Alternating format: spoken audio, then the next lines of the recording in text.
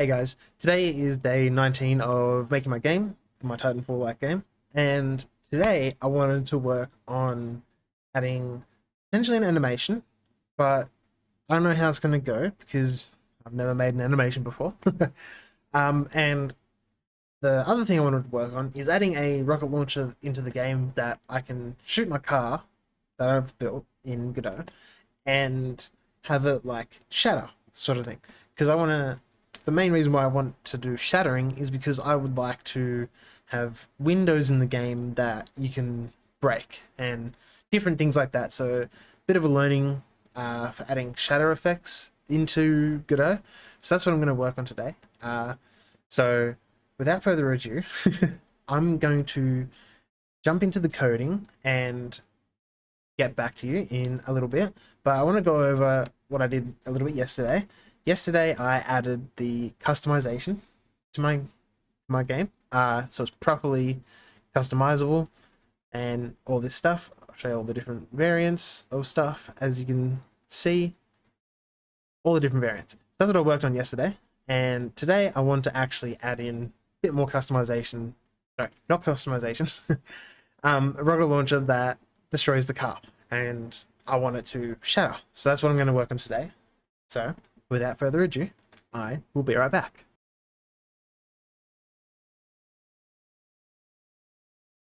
Alright, after a lot of trial and error to try and get a animation to happen, I did it. But at a compromise. It's not exactly what I wanted. And I'll show you in just a second. So I'll share my screen. So as you can see here, I've got the function spawn in pod, which what I'm wanting is, I'll turn back onto me, I'm wanting to be able to spawn in a drop pod and basically you see the map. That's what I'm wanting to basically overall have, is where you see the map. I couldn't get that, but I've kept the code for spawn in pod for Future Hunter when I'm more advanced in this. For now, I have a simple, like, look around the map sort of thing. So how I've done that is I've got an intro camera. And in that intro camera, I have a spawn, and it basically slowly orbits around the map. So that's what I've got right now. And it will pan around the map using a radius kind of coded into it. But you can see where I tried to work on adding a drop pod and all that stuff. I couldn't make it work. It would hold me still for ages because the shatter effect wouldn't go off, and I couldn't find a way to make it work. So Future Hunter will get it to work. But what I have done is I've added a rocket launcher, and I added a rocket that will destroy the car now. I didn't set the colors correctly for the car exploding, but you'll see what I mean in a little bit. At the moment, I made a new rocket launcher code for itself because I'm wanting to separate the normal guns to, for example, guns that can destroy the vehicles. So I want the guns to be like the vehicles to be bulletproof unless you're using a certain type of gun. So that's what I have done here.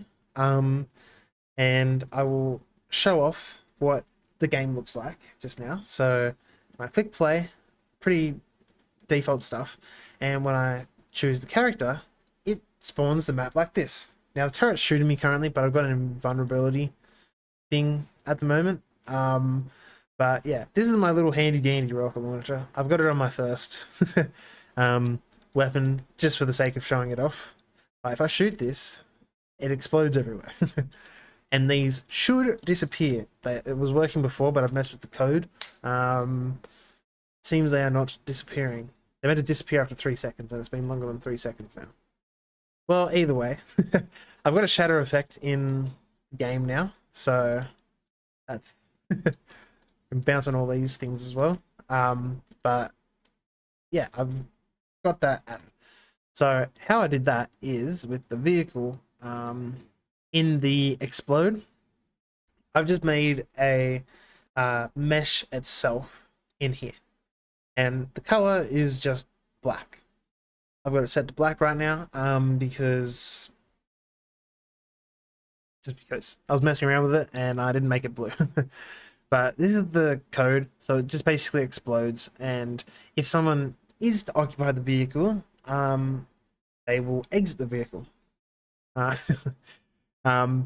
because they can't be sitting in an exploding car. But anyways, for the range of the amount of blocks, I set it to 20. And for some reason, 8 wasn't.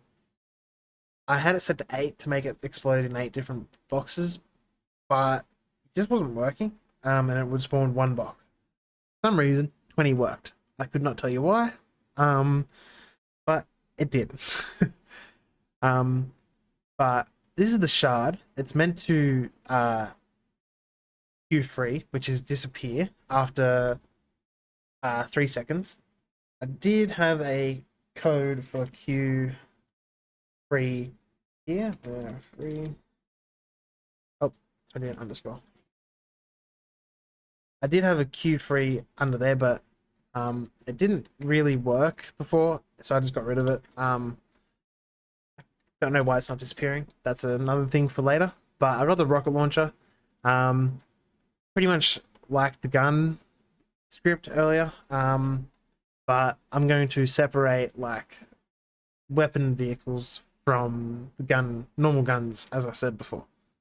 I was having problems with the exploding function. For some reason, it wouldn't explode the car.